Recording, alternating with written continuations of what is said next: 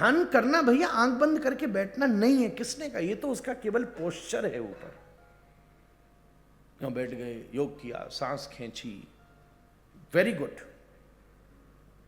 पर ये उसका एक पोस्चर है जो उस तक प्रवेश करा सकता है। योग तो 24 घंटे, ध्यान तो 24 घंटे का है, 24 घंटे का। एक व्यक्ति के मन में आई हम योग करेंगे। उस समय तक भैया ने आप सबने इतने केंद्र नहीं खोले थे, पुरानी जमाने की बात है, अब तो पड़ोस में भी है शायद। इस समय इतने केंद्र नहीं थे, तो सोची मैं क्या करूं।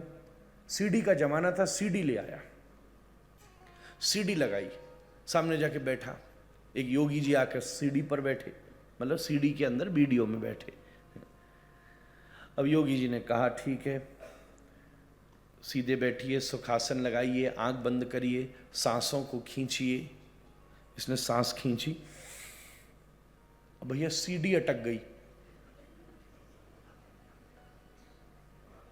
रो के बैठा है, अब बोले आगे क्या करना है। अब जब बिल्कुल प्राणी अटकने को है तब निकाला, भैया ये तो बड़ा टेंशन का काम है। अब बड़ा बूढ़ा आदमी आगे जाके बटन दबाया तो फास्ट फॉरवर्ड हो गया। कहने का मतलब 6 महीने बाद जो आसन करना था ना वो लग गया। फिर से योगी जी चल के आए, योगी राज थे उसमें, शिक्षक। उनको लगा हाँ फिर से शुरू हो गया, चलो अब सही है। आके बैठे, बोले बैठ जा, बैठ गए। अब बोले अपना दायां पाम उठाओ। अच्छा कुछ और होगा, उठाओ, उठा उठा ऊ ऊ ऊ ऊ करके बोले गर्दन के पीछे रखो। तो करे महाराज, जैसे तैसे पहला तो रख दिया। अब बोले दूसरा उठाओ। अब जोश में ऐसा, नया नया पहला दिन आदमी में गर्मी चढ़ी होती है, जैसे तैसे दूसरा पकड़ के भैया गर्दन पे रखा और पीछे लुढ़क गया। और फिर यूं यूं हो, लकड़ी की काठी काठी है, कर पर दो जोर से आवाज आई महाराज, अरे मैं मरा, अरे मैं मरा। आवाज आई अंदर से, पत्नी बच्चा दौड़ के आए, देखे, बोले ये कच्छपा अवतार कहां से हो गया। एक ही दिन में परमात्मा हो गया पति, कूर्मा अवतार है? दोनों पाम गर्दन के ऊपर और डोल लिया, खूब जोर जोर से डोल लिया। आप हंस सकते हैं, कोई रेस्ट्रिक्ट, पैसा नहीं लगना, कोई रेस्ट्रिक्शन नहीं। अब कई जगह ऐसे बढ़िया बढ़िया जोक्स हैं, फिर भी यूं बैठ रहता है। मैंने ये तो महा ध्यान योग में समाधि पहुंच चुका है।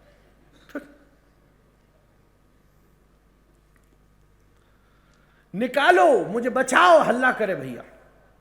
अब पत्नी बच्चा को भी समझ में नहीं आया कि पाम निकलेगा कैसे महाराज। पत्नी ने पकड़ा एक पाम, बच्चा ने पकड़ा दूसरा पाम और जोर से खींचा, कटाक सीना एक आवाज आई महाराज, और मरा मैं महाराज। अब तो उठा ही ना, एम्बुलेंस आई, पता चलो गई कमर, पीठ, कूल्हा, गोटू। बोले है योग, महायोग महाराज।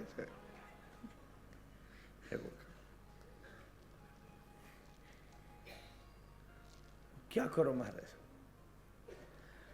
स्वास्थ्य तक हम भी करते हैं महाराज। देश ने योग के माध्यम से पूरे विश्व में स्थापना की, सबको करना चाहिए। मैं आपसे जिस स्तर की बात कर रहा हूं वो केवल शारीरिक स्वास्थ्य तक सीमित नहीं है। शरीर का स्वास्थ्य उसका एक विभाग है जो कि इंपॉर्टेंट है। तो वही नहीं स्वस्थ रहेगा तो आगे कहां से बढ़ोगे। गिलास ही साफ नहीं है तो अंदर क्या भरोगे। गिलास ही टेढ़ा मेढ़ा है तो छेद होंगे उसमें, टेढ़ा मेढ़ा होगा तो कुछ भर के पी नहीं सकते आप। पर केवल इतना बड़ा परिश्रम ग्लास को ही ठीक करने के लिए है क्या। हजारों वर्ष की परंपरा केवल स्वास्थ्य तक सीमित है क्या, ये तो छोटी बात हो जाएगी। मेरी दृष्टि में दुनिया में सबसे बड़ा ध्यान पता है किसका है मत भैया। एक वो मां जिसका बड़ा छोटा बच्चा है, कभी उसको ध्यान से देखना। आपके घर भी छोटा वाला है, छोटा लाला है, उसको अकेले नहीं छोड़ा जा सकता। और कहीं भी हो और किसी के साथ भी हो, पर मां की दृष्टि उस पर बनी रहती है। हल्के से कहीं बर्तन गिरने की आवाज आई नहीं कि वो दौड़ी नहीं, क्या हुआ? कहीं से कोई, अच्छा बहुत देर तक कोई आवाज नहीं भी आए ना भैया, तो मां को खुटका लग जाता है। ओहो क्या हुआ, इतनी देर से कोलाहल ही नहीं सुनाई दे रहा, सब ठीक तो है? थोड़ी सी आवाज आए, चाहे वो आटे से उसके हाथ सने हो, चाहे वो बाथरूम में हो, चाहे वो बात कर रही हो, किसी भी क्रिया में एक क्षण में छोड़ करके भागेगी। क्या इससे बड़ा ध्यान आपने ब्रह्मांड में दूसरा देखा है? जो एक मां छोटे अबोध से बालक में लगा करके रखती है, सबसे बड़ा भाव आप सबने उसका अनुभव किया है। यहां बैठे प्रत्येक व्यक्ति ने उसका अनुभव किया है। और मैं निवेदन करूं, पूरा भी नहीं पर उसका कुछ प्रतिशत भी भक्त का भगवान में लग जाए, सारे जीवन का योग, सारे जीवन का ध्यान, सारे जीवन की समाधि प्राप्त हो जाएगी। इसको जटिल थोड़ी ना करना, हम लोगों जटिल थोड़ी ना करना, सरल करना। मेरा काम सरल करने का, जटिल करने का काम तो बहुत लोगों का है।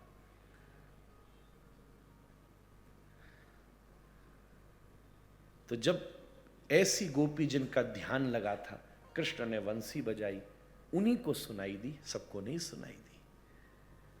अब जब परमात्मा के पास पहुंची तो प्रभु का स्वभाव समझिए। भगवान ने पूछ लिया क्यों आई हो? भगवान का एक स्वभाव जान लीजिए, ये परीक्षा लेंगे, ये परीक्षा लेंगे ही लेंगे, ठोक बजा करके परीक्षा लेंगे, मानो चाहे ना मानो। क्यों परीक्षा लेंगे? क्योंकि भगवान जिसके होते हैं ना,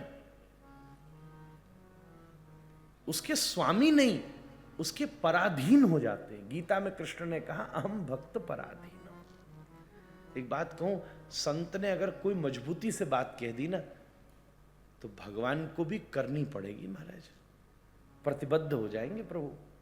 इतने पराधीन। सूरदास जी जब चलते ना, डंडा सीधा करके चलते भैया, टेकते नहीं। किसी ने कहा अंधा आदमी तो डंडा टेक कर चलता है, तो सूरदास कहते डंडा वो टेकता जिसका डंडा कोई पकड़ने वाला नहीं होता। हम तो जब चलने की सोचते, ठाकुर जी आके ठाड़े हो जावे, बाबा कहाँ चलना बता, कहाँ चलना बता, मैं ले चलूं।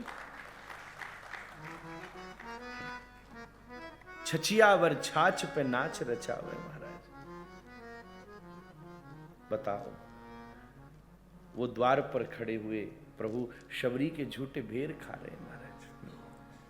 ये उनका स्वभाव है, वो जिसके आए तो फिर पूरा ही है, फिर दो तरफी बात नहीं है। अब तेरे हो गया, अब तेरी जो इच्छा।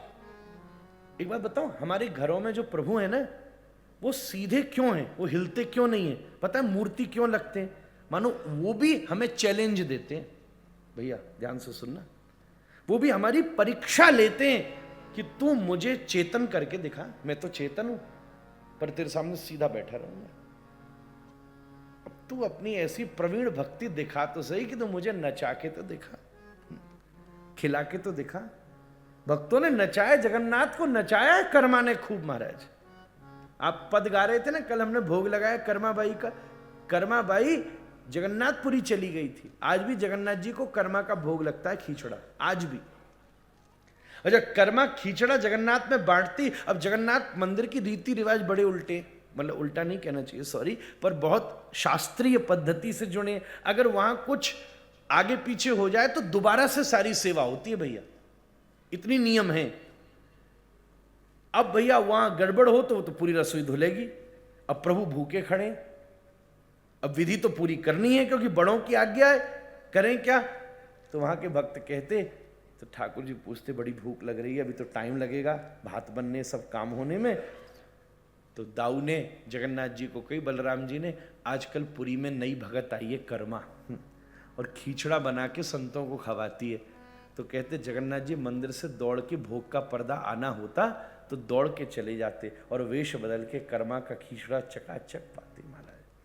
वो तो एक दिन क्या हुआ कि भोग में जितनी देर थी उससे पहले बन गया, और भोग लगाने के लिए पुजारी जी पहुंचे भैया, और पर्दा खोलने वाले थे जगन्नाथ जी। दौड़े और जैसे ही पर्दा खोला तो देखा मुंह पर कर्मा का खींचड़ा लगा हुआ था। तब देख के पता चली, तब जगन्नाथ जी बोले हमको सबसे प्रिय इसका खींचड़ा। उस दिन से पूरी जगन्नाथपुरी की परंपरा में थाली भर के लाई रे खींचड़ो, ऊपर घी की बाट की, जीमो मारो शाम घनी, और जिमावे बेटी जाट की। परीक्षा लेंगे। द्रौपदी कृष्ण से बड़ा प्रेम करती थी, और जब कृष्ण और अर्जुन आ रहे थे तो द्रौपदी कमलों की माला लेकर खड़ी थी। कृष्ण ने कहा सुन, अर्जुन भी मैं ही हूं, इसके गले में डाल दे। ये भगवान ने द्रौपदी की परीक्षा ली और द्रौपदी मान गई, डाल दी। हुआ क्या, एक को डाली थी, 5 मिले, और भैया 5 होने के बाद भी खुलते वस्त्र में एक बचाने नहीं आया। एक न बचा सका। फिर तो वस्त्र खिंचता जाता था, खिंचता। ये पुकार दी, धिक्कार है धृतराष्ट्र तेरी धर्म को, धृतराष्ट्र है युधिष्ठिर तेरे धर्म को, धिक्कार है भीम तेरे बल को। भीष्म इतने दिन का ब्रह्मचर्य इसलिए रखा था। कृष्ण चौसड़ खेल रहे थे, बार बार जाते फिर आ जाते। सत्यभामा बोली इतने परेशान क्यों हो? बोले ऐसा हो रहा है वहां हस्तिनापुर में। बोले आपको पता है तो जाते क्यों नहीं हो? कृष्ण बोले जाना चाहता हूं पर रास्ता नहीं मिल रहा, क्योंकि वो उन्हें पुकार रही है जो बचा नहीं सकते, उसे नहीं पुकार रही जो बचाने को बेसब्र बैठा है। और उसी समय सत्यभामा ने ऐसी कृपा करी कि द्रौपदी सब छोड़कर, साड़ी का भी छोड़कर शरणागति करनी है ना, तो सब कुछ छोड़ना पड़ेगा। अभी कुछ पकड़ा था उसने, तब तक कृष्ण आ नहीं रहे थे। इसका मतलब भी तुझ में बल है, फिर क्यों पकड़ूं मैं? पर जैसे द्रौपदी ने साड़ी का छोर भी छोड़ दिया और कहा हा कृष्ण द्वारिका वासिन क्वासी क्वासी महाभुज, गोपाल ने फेंका अपना पीतांबर। सूरदास लिखते हैं 10 सहस्त्र गज बल घट्यो, घट्यो न 10 गज चीर। अंबार लग गया साड़ियों का महाराज। विदुर बोले अब तो समझ लो ये द्रौपदी की साड़ी नहीं खिंच रही, कृष्ण का पीतांबर खिंच रहा है। साड़ी का छोर तो कामी भी पा लेता है, पीतांबर का छोर तो बड़े बड़े देवताओं को नहीं मिला आज तक।